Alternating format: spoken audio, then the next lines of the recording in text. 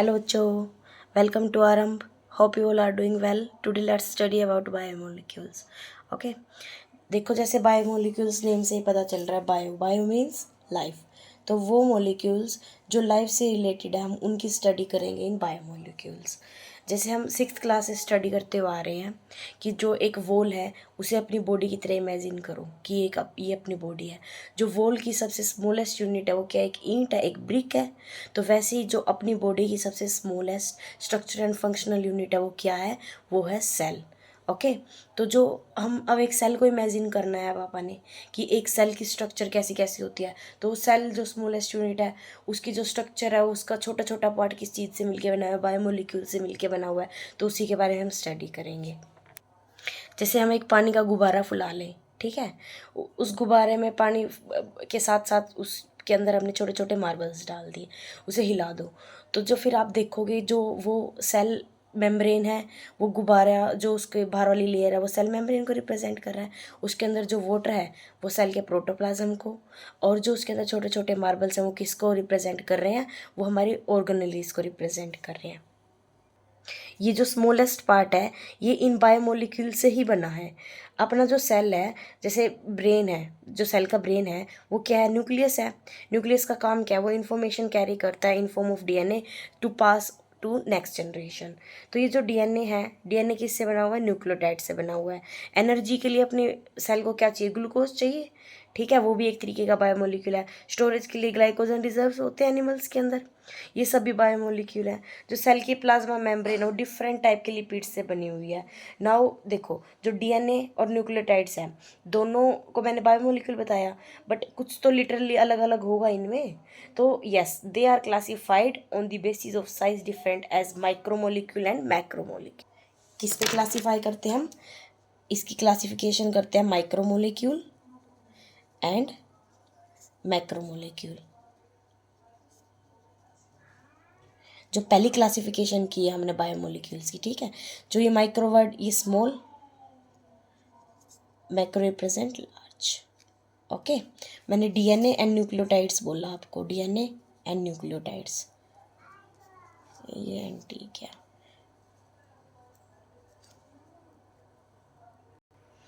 जो माइक्रोमोलिक्यूल है उनमें वो आएंगे जिनका वेट 1000 डेल्टन से कम होगा, और जो मैक्रोमोलिक्यूल है उनमें आएंगे weight more than 1000 Dalton.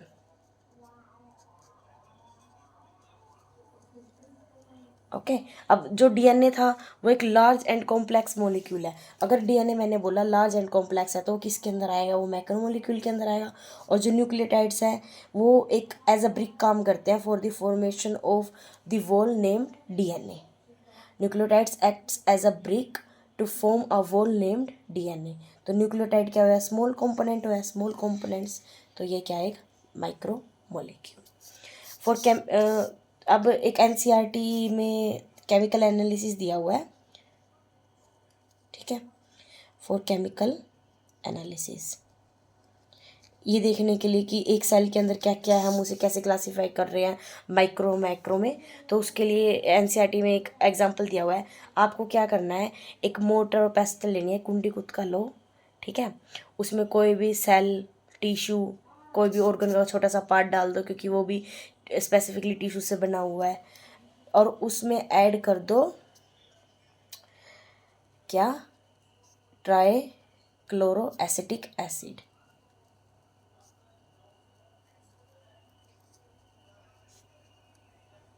Acid डालने के बाद उसे अच्छे से कूट लो और एक थिक स्लरी बना लो। जब वो स्लरी तैयार हो जाएगी तो हम उसे करेंगे स्ट्रेन। जब हम उसे स्ट्रेन कर रहे हैं तो कुछ पार्ट जो है ऐसे एक बर्तन में नीचे छन के कलेक्ट हो गया, और कुछ यहाँ कपड़े में ही बच गया। ये रिटेंटेट होता है, जो रिटेंट कर गया मतलब कि वही रह गया। ये एक एसिड स्लरी लगा लो, इसे कुछ भी बोल लो आप, लिक्विड बोल लो, एसिड स्लरी बोल लो। ओके। तो ऐसे दो पार्ट मिल गए मुझे। जो ये रिटेंटेट है, आप ऑब्वियसली एक बात सोचो कि जो पतला पार्ट होगा, जो छोटा होगा, वो तो ऑब्वियस सी बात है बाहर निकल जाएगा, लेकिन जो बड़ा मैक्रोमोलिक्यूल होगा वो क्या होगा, वो रिटेंटेट में रह जाएगा, ठीक है। ये कपड़े से छान रहे हैं हम।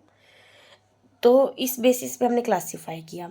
जो नीचे मिला माइक्रोमोलिक्यूल, क्योंकि छोटे छोटे थे वो निकल गए, और ऊपर मिला यहाँ पे मैक्रोमोलिक्यूल।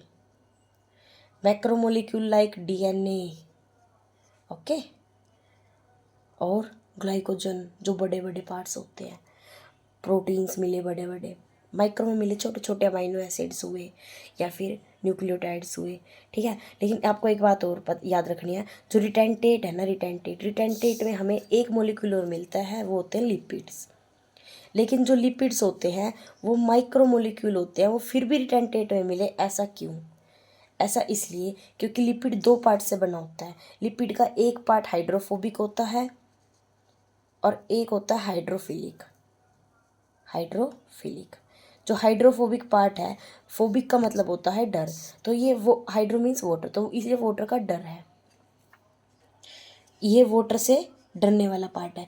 तो ये इस तरीके से समझ लो आप, इसकी स्ट्रक्चर होती है, ठीक है। मान लो ये लिपिड का कोई भी पार्ट है, तो ये लिपिड का हेड होता है, ये लिपिड की टेल होती है, ओके। जो हेड होता है वो हाइड्रोफिलिक होता है, जो टेल होती है वो हाइड्रोफोबिक होती है। जब हम इसे इस रिटेंटेट में हमें इसलिए मिला क्योंकि यहाँ पे क्या था, एक तरीके से वाटर था, एक्वस मीडियम था, तो उस वजह से क्या हुआ, इन्होंने आपस में वेसिकल फॉर्म कर ली। वेसिकल फॉर्म क्यों कर ली, ये देखो ऐसे बना लिया। तो ये जो हाइड्रोफोबिक पार्ट था वो अंदर की साइड आ गया, ठीक है। वेसिकल फॉर्मेशन कर ली किसने, लिपिड ड्रॉपलेट ने। तो वेसिकल फॉर्मेशन की वजह से इसका साइज़ बड़ा हो गया, तो इसी वजह से ये रिटेंटेट में रह गया, नीचे नीचे आ पाया। तो आपको सिर्फ इतनी सी ये बात याद रखनी है, रिटेंटेट में वैसे तो मैक्रोमोलिक्यूल मिलते हैं जो पास नहीं कर सकते, लेकिन लिपिड भी इसमें मिलता है। क्यों? क्योंकि वो वेसिकल फॉर्मेशन कर लेता है, लेकिन लिपिड क्लासीफाई किस में होता है, माइक्रोमोलिक्यूल में, ठीक है। तो ये केमिकल एनालिसिस के लिए एक प्रोसेस था जो कि हमारे एनसीईआरटी में गिवन था। अब नेक्स्ट, आज हम सबसे पहला बायोमोलिक्यूल पढ़ते हैं।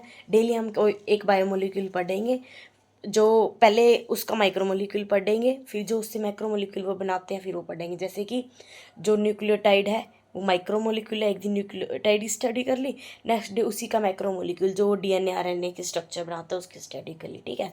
तो आज सबसे पहला जो माइक्रोमोलिक्यूल हम पढ़ने जा रहे हैं, which is my personal favourite, that is amino acid. और अमाइनो एसिड मिलके क्या बनाते हैं, प्रोटीन एज अ मैक्रोमोलिक्यूल। तो अमाइनो एसिड एक माइक्रोमोलिक्यूल है और ये क्या बनाता है, प्रोटीन। दो आपस में बॉन्डिंग करके प्रोटीन बनाते हैं, which is a macromolecule. Basically जो अमाइनो एसिड होते हैं वो किससे कंपोज्ड होते हैं, अल्फ़ा कीटो एसिड से बनते हैं। ये एक डायरेक्ट क्वेश्चन आ जाता है कभी कभार कि amino acid is composed of, तो answer is alpha keto acid, ठीक है। जो अमाइनो एसिड की स्ट्रक्चर होते हैं वो बहुत सिंपल होती है, बस आपको थोड़ी सी प्रैक्टिस की ज़रूरत है, बाकी कुछ नहीं है। जो अमाइनो एसिड है उसमें क्या होता है, एक तो कार्बोक्सिल ग्रुप होता है, ठीक है, एक इसमें अमाइनो ग्रुप होता है, एक हाइड्रोजन होती है, एंड एक इसमें वन आर बोलो या फिर एक्स बोलो ग्रुप होता है एज साइड चैन, जो हर अमाइनो एसिड की अलग अलग पहचान होती है, हर अमाइनो एसिड में वो अलग अलग होता है, ओके। ये सारा सामान मतलब ये सारे ग्रुप एक कार्बन से अटैच होते हैं, उस कार्बन को बोलते हैं अल्फ़ा कार्बन, ठीक है। तो इसकी स्ट्रक्चर कैसे बनेगी कि ये अल्फ़ा कार्बन हो गया, ये देखो, ठीक है। इससे एक मैंने बोला था क्या, कार्बोक्सिल ग्रुप, एक मैंने बोला था अमाइनो ग्रुप, एक हाइड्रोजन बोली थी, और एक आर से रिप्रेजेंट करेंगे हम, जो एक साइड चैन होगी जो कि हर एक अमाइनो एसिड में वेरिएबल होगी। आर एच भी हो सकती है, CH3 भी हो सकती है, ब्रांच्ड चेन भी हो सकती है, कुछ भी हो सकती है। बेसिकली कौन सा अमाइनो एसिड स्टडी कर रहे हैं उस पर डिपेंड करती है। इसे हम ज्विट्रायन बोलते हैं, ठीक है, ज्विट्रायन, जिसमें पॉजिटिव नेगेटिव दोनों चार्ज होते हैं, इसलिए कोई मूवमेंट शो नहीं करता। इलेक्ट्रिक फील्ड में वो मूवमेंट शो करेगा। मान लो इस पर नेगेटिव चार्ज ना होता तो सिर्फ प्लस चार्ज होता, तो ये नेगेटिव की तरफ मूव करता। ज्विट्रायन को मूवमेंट शो नहीं करेगा क्योंकि ज्विट्रायन पे दोनों चार्ज होते हैं और वो दोनों कैंसिल आउट हो जाते हैं एट न्यूट्रल pH, और इसमें PI और PKA के बारे में स्टडी होता है, लेकिन ये आपके सिलेबस में नहीं है, ठीक है। अब आगे हम देखते हैं कि नेचर में मोर देन 300 अमाइनो एसिड मिलते हैं, लेकिन जो अमाइनो एसिड जो अपनी बॉडी में प्रोटीन्स बनाते हैं वो सिर्फ 20 अमाइनो एसिड्स होते हैं। 20 की भी स्ट्रक्चर नहीं पढ़नी है आपने। जो 20 अमाइनो एसिड होते हैं ये ड्यूरिंग ट्रांसलेशन बनते हैं जेनेटिक कोडोन से, ठीक है। जेनेटिक कोडोन से ट्रांसलेट होते हैं ड्यूरिंग ट्रांसलेशन जो 20 अमाइनो एसिड होते हैं। यहीं पे इसके क्लासिफिकेशन देख लो, इसी बेसिस पे ट्रांसलेशन पे 3 टाइप में इसे क्लासीफाई कर देते हैं। Standard amino acid, semi standard और नॉन स्टैंडर्ड अमाइनो एसिड।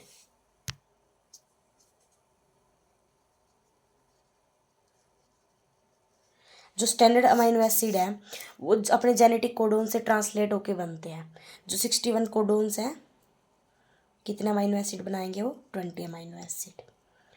जो नॉन स्टैंडर्ड है ये डिराइव्ड होते हैं स्टैंडर्ड अमाइनो एसिड से। तो स्टैंडर्ड अमाइनो एसिड की डेरिवेशन है ये।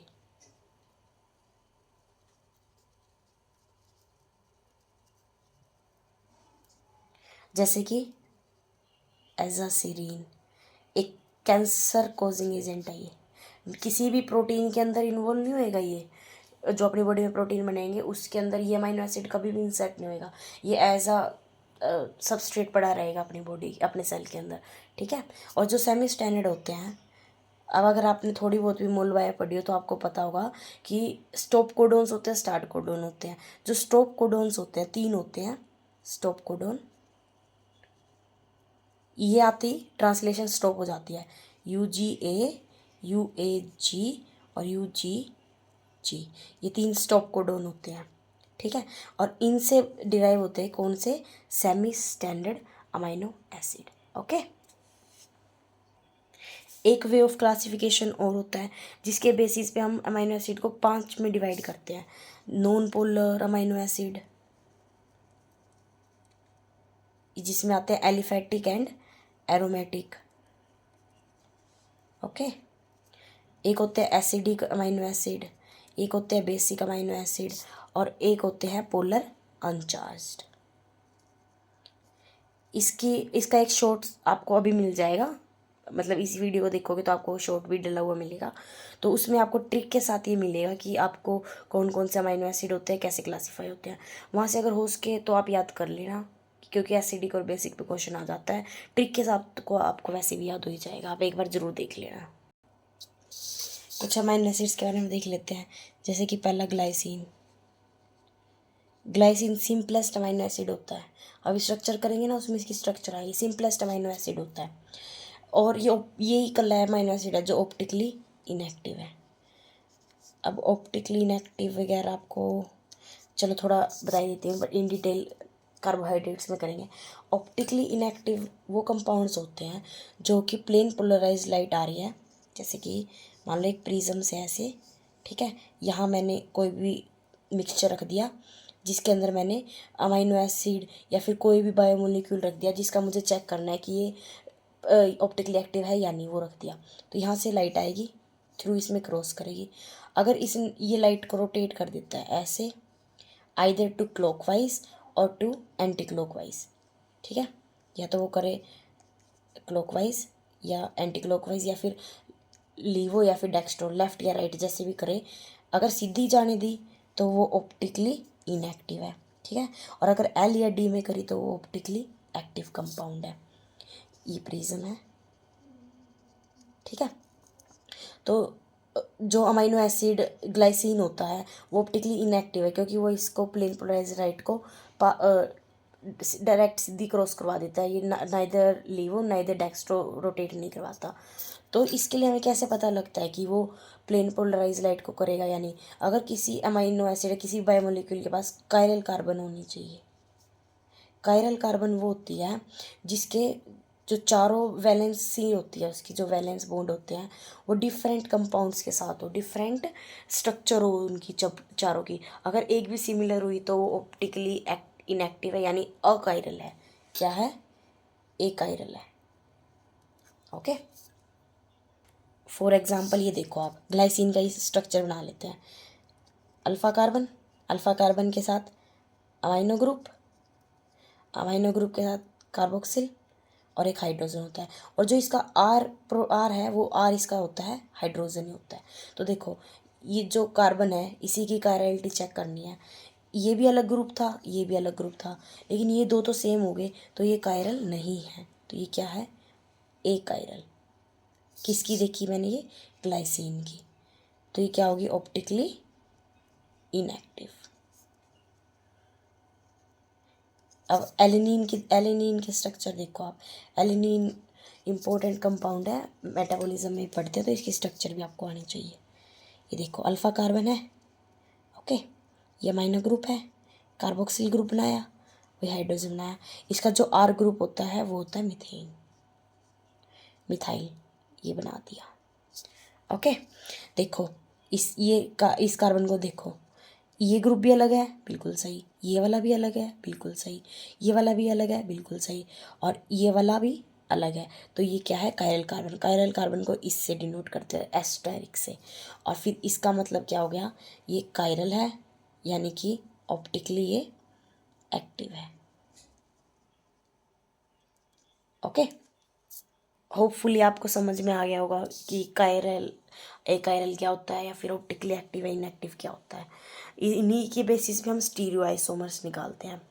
स्टीरियो आइसोमर्स निकालने का फॉर्मूला होता है 2n।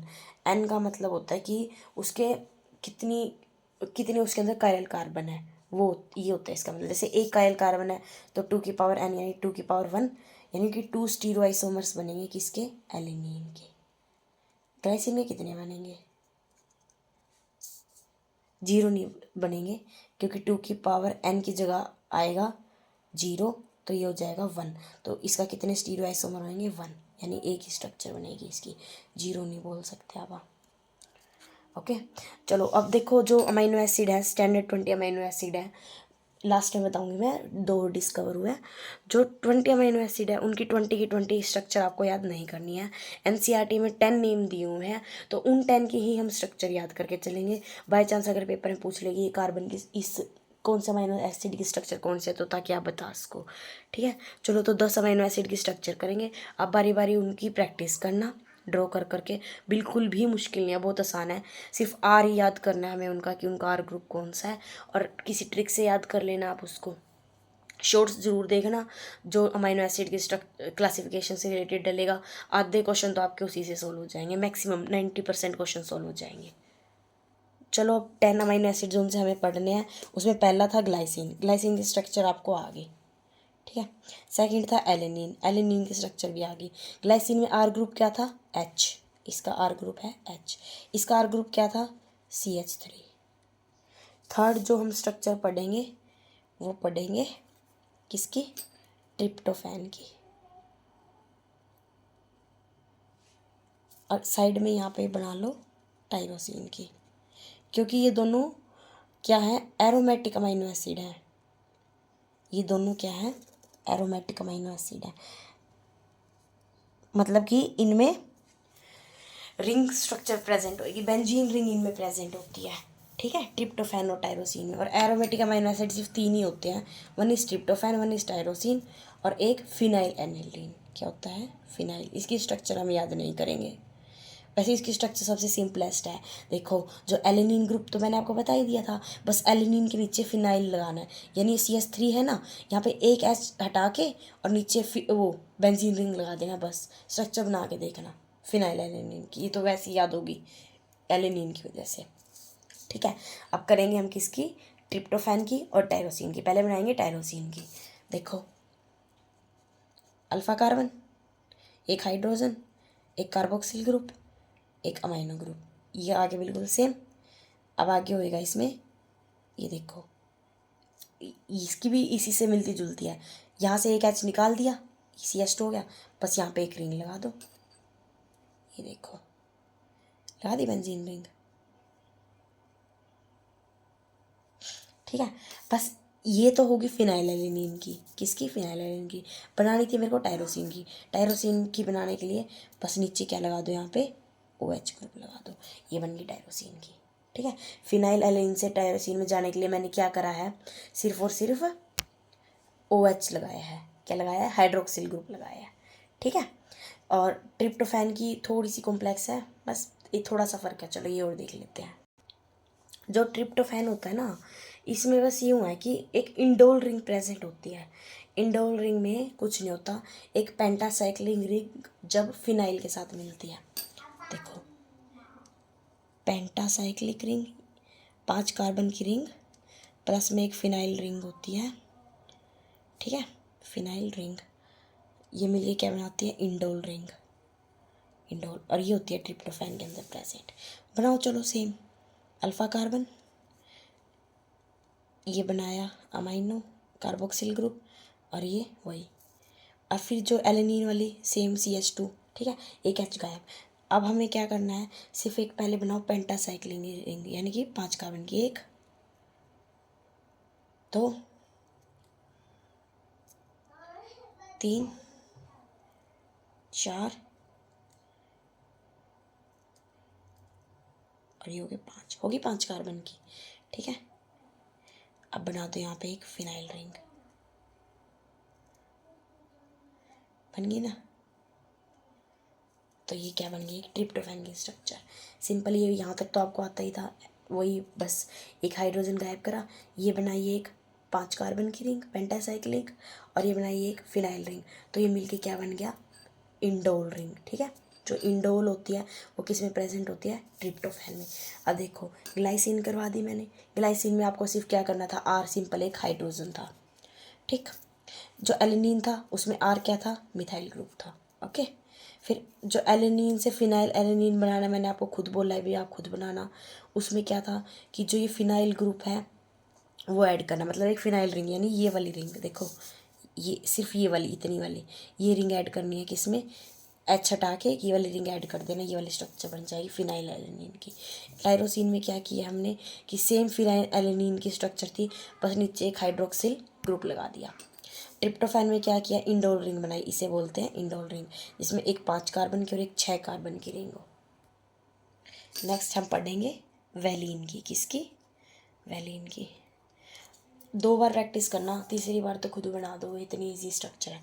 वैलीन जो है ब्रांच्ड अमीनो एसिड होता है एक। देखो अल्फा कार्बन बनाया, वही हाइड्रोजन, वही कार्बोक्सिल ग्रुप, वही अमाइनो ग्रुप। ठीक है, अब आगे बस इसमें क्या करना है, जो इसका R ग्रुप है वो ये होता है कि उसमें ब्रांचिंग होती है। ये इसका R ग्रुप है, क्या है इसके अंदर? ब्रांचिंग है। किसकी स्ट्रक्चर बना दी? वैलीन की। नेक्स्ट हम करेंगे सीरीन की। सीरीन की कर लेते हैं चलो। जो सीरीन होता है ये पोलर अमीनो एसिड होता है, यानी कि जो इसमें जो हम नीचे इसका R ग्रुप बनाएंगे उसमें चार्ज होना चाहिए। ये अनचार्ज है ना, देखो इसमें कहाँ चार्ज है, ये एलिफेटिक अमीनो एसिड है जो कि नॉन पोलर है। चलो सीरीन के बनाते हैं, वही अल्फ़ा,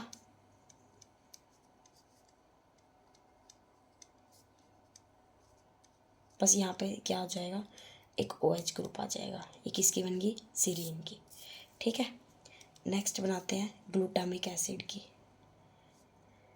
ये सारे NCERT में गिवन एग्जाम्पल है, तो इनकी स्ट्रक्चर आ सकती है, इसलिए ज़रूर करके जाना। चलो नहीं याद होती कोई बात नहीं, लेकिन हाँ ऐसा ज़रूर होना चाहिए भी, आप देख के बता सको ये उसकी स्ट्रक्चर है। ऑप्शन वाले क्वेश्चन आएंगे तो आसानी से कर ही सकते हो। ओके, देखो एसिड से पता चल रहा है इसमें क्या होएगा? एक कार्बोक्सिल ग्रुप एक्स्ट्रा आएगा। अगर ये उस बेसिक अमीनो एसिड होता तो इसमें एक NH3 पॉजिटिव ग्रुप एक्स्ट्रा होता। ओके, चलो बनाओ alpha O negative H3N positive H, और जो इसका R ग्रुप होता है, इसके R ग्रुप में क्या होएगा? जो ये कार्बन है इसके पास, ये H2 हो गया, और एक इसके पास हो जाएगा ये वाला ग्रुप। ठीक है, मतलब एक कार्बोक्सिल ग्रुप इसके पास एक्स्ट्रा, इसका बना दिया मैंने R। नेक्स्ट हमें पढ़ना है, ये हम पढ़ेंगे अब लाइसिन। जो लाइसिन है ये बेसिक अमीनो एसिड होता है। ठीक है, ये क्या था? एसिडिक अमीनो एसिड था। इसमें एक CO कार्बोक्सिलिक ग्रुप एक्स्ट्रा था, ये बेसिक है तो इसमें एक अमाइन ग्रुप एक्स्ट्रा आएगा। बनाओ भी, चलो देखो वही ये वाला सेम, इतना तो हर एक में कर ही लोगे। चलो अब इसका आर ग्रुप देखो, बहुत लंबी चैन होती है इसकी। ये हो गया alpha, beta, gamma, delta and epsilon. Epsilon तक होते हैं। इसे करो बीटा, गामा, डेल्टा, अपसाइलन। और ई जो अपसाइलन है इसके पास क्या है, एक अमाइन ग्रुप एक्सेट्रा है, ठीक है। इसलिए क्या है, बेसिक अमाइनो एसिड। किसकी स्ट्रक्चर कर लिए, लाइसिन की। अब एक लास्ट और कर लेते हैं, दैट इज सिस्टीन। ये होगा सिस्टाइन, ठीक है। हम पढ़ेंगे सिस्टीन की, इनमें जो फ़र्क होता है वो भी बताया जाएगा अभी आपको। एक मिनट देखो इसकी structure, alpha carbon, hydrogen, amine group, ठीक है। जो सिस्टीन और एक मिथेनिन होता है, ये दोनों के पास सल्फर कंटेनिंग अमाइनो एसिड बोलते हैं। क्या बोलते हैं, सल्फर कंटेनिंग अमाइनो एसिड। यहाँ एक और हो जाएगा बस SH, ये हो गया एसिड, इसे एसिड बना देता है, ठीक है। इसके पास क्या है, सल्फर। ये हो गया सिस्टीन। और सिस्टाइन यानी कि ये ऐसे, जब दो सिस्टीन मिल जाते हैं, ये दो सिस्टीन यहाँ इस बॉन्ड से मिल जाएंगे तो हाइड्रोजन चला जाएगा, तो दो सल्फर हो जाएंगे, डाइसल्फाइड बॉन्ड बन जाएगा। बहुत ज़्यादा हार्ड स्ट्रक्चर होती है ये, तो वो किसकी होती है, सिस्टीन की, ठीक है। चलो बनाते हैं, देखो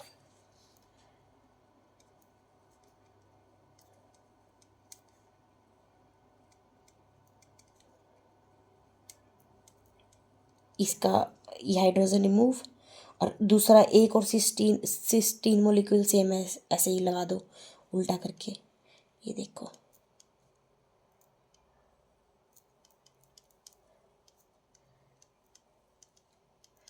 ठीक है।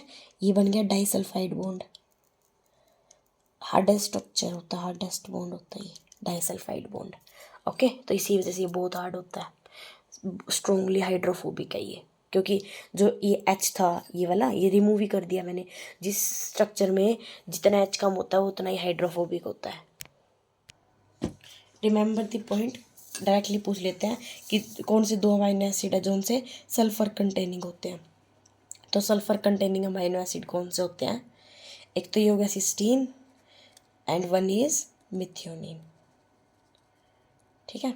और सिंपलेस्ट मैंने बताया था, सिंपलेस्ट अमाइनो एसिड कौन सा होता है, ग्लाइसिन, ये पता होना चाहिए एक तो। और जो ये बताया था कि एरोमेटिक अमाइनो एसिड बताए थे ना तीन, फिनाइलएनिलीन, टायरोसिन एंड ट्रिप्टोफैन, ये इनमें एरोमेटिक रिंग थी, एरोमेटिक थे ना, ये एरोमेटिक अमाइनो एसिड थे। तो ये जो एरोमेटिक अमाइनो एसिड होते हैं, ये तीनों अमाइनो एसिड यूवी लाइट के एब्जॉर्प्शन कर सकते हैं। UV light absorption phenomena spectrum आप उसमें केमिस्ट्री में पढ़ते हो, तो उसमें ये तीनों अमाइनो एसिड इन्वॉल्व होते हैं। एक लास्ट इम्पोर्टेंट फैक्ट कि जो अपनी ब्लड का पीएच होता है वो कितना होता है, 7 होता है ऑलमोस्ट। न्यूट्रल पीएच होता है, तो न्यूट्रल पीएच पे ये अमाइनो एसिड में से कोई भी अपना ज्विट्रायन अपना चार्ज लूज़ कर सकता है, मतलब एक चार्ज लूज़ कर सकता है। उसकी वजह से क्या हो सकता है, या तो कोई अमाइनो एसिड नेगेटिव हो सकता है या फिर पॉजिटिव हो सकता है, तो अपनी बॉडी का बैलेंस बिगड़ सकता है ना। तो इसके लिए जो बॉडी के बफर को न्यूट्रल करने के लिए या फिर एज अ बफर, ठीक है, पीएच को मेंटेन करने के लिए जो अमाइनो एसिड अपनी बॉडी में प्रेजेंट होता है ब्लड में, वो होता है हिस्टिडीन। क्योंकि हिस्टिडीन pH 7 के अराउंड ही न्यूट्रल होता है, तो इसलिए histidine as a buffer use होता है, ये पता होना चाहिए आपको, ठीक है। 20 अमाइनो एसिड पढ़ लिए हैं, 2 अमाइनो एसिड मैंने बताया था रिसेंटली डिस्कवर हुए हैं, वो और देख लो। मुझे ऐसा लगता है कि आप तो इस बार यही क्वेश्चन पूछ ले नीट में कि 2 अमाइनो एसिड इनमें से भी बताओ कौन सा 2 नए अमाइनो एसिड है। तो 21st अमाइनो एसिड होता है selenocysteine. Selenocysteine derived from serine, standard amino acid से डिस्कवर हुआ ये। और 22nd अमाइनो एसिड है पायरोलाइसिन, ये डिराइव्ड किससे होता है, लाइसिन से। तो इन दोनों अमाइनो एसिड के नाम भी आपको पता होना चाहिए। और एक और क्लासिफिकेशन होती है अमाइनो एसिड की असेंशियल और नॉन असेंशियल के बेसिस पे, वो भी शॉर्ट्स में डल जाएगी आपको ट्रिक के साथ, वो ज़रूर याद करके जाना असेंशियल या नॉन असेंशियल वाली, क्योंकि एनसीईआरटी में भी गिवन है।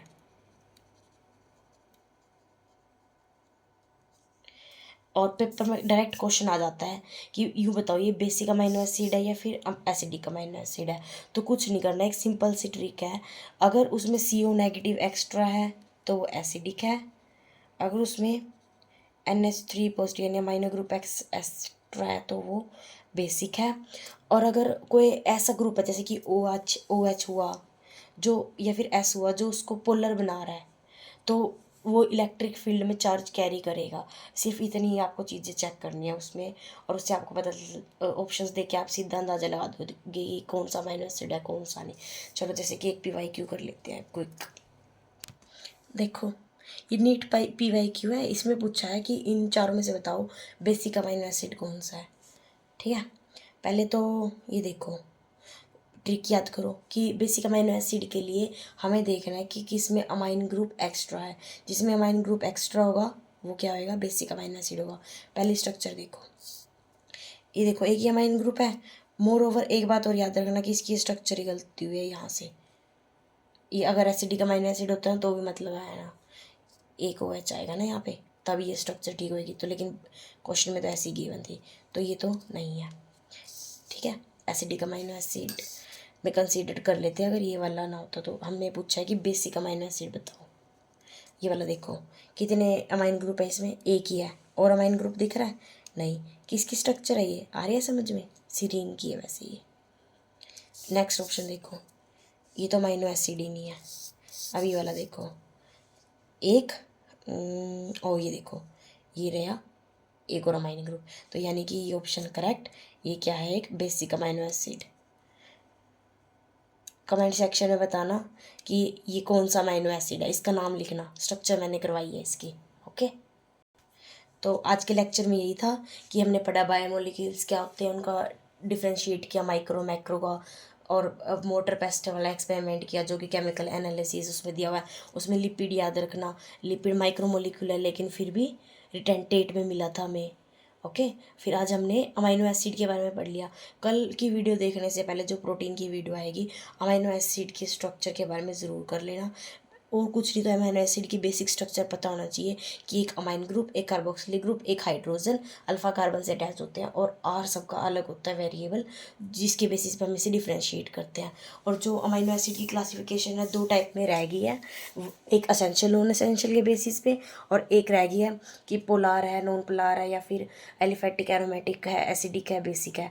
उन दोनों के शॉर्ट्स आ जाएंगे विद ट्रिक, वो ज़रूर देख लेना और याद कर लेना, बहुत इंपॉर्टेंट है। और एक ट्रिक 22 अमाइनो एसिड होते हैं वो भी पता होना चाहिए आपको। ठीक है, 20 स्टैंडर्ड अमाइनो एसिड की क्लासिफिकेशन एक साथ आएगी, उससे 20 अमाइनो एसिड याद हो जाएंगे। 21 और 22 मैंने आपको बता दिया, सेलेनोसिस्टीन और पायरोलाइसिन। और अगर यूँ पहचान करनी आ जाए भी एसिडिक है या बेसिक है, उसका भी बता दिया। एसिडिक के लिए कार्बोक्सिलिक ग्रुप देख लेना एक्स्ट्रा आएगा, और बेसिक के लिए देख लेना अमाइन ग्रुप एक्स्ट्रा आएगा। ओके, और जो 9 अमाइनो एसिड की मैंने स्ट्रक्चर कराई है हो सके तो याद कर लेना। जो हाईएस्ट स्टैंडर्ड के बच्चे हैं जैसे BSc लेवल के, वो तो ज़रूर से ज़रूर याद कर लेना। और नीट वाले बच्चे एक बार देख के ज़रूर जाना भी, अगर ऑप्शन में आए तो हम देख के निशान लगा सके। ठीक है, बस आज के लिए इतना ही। All the best for NEET exam. Stay tuned, do like share and subscribe to RM। Thank you.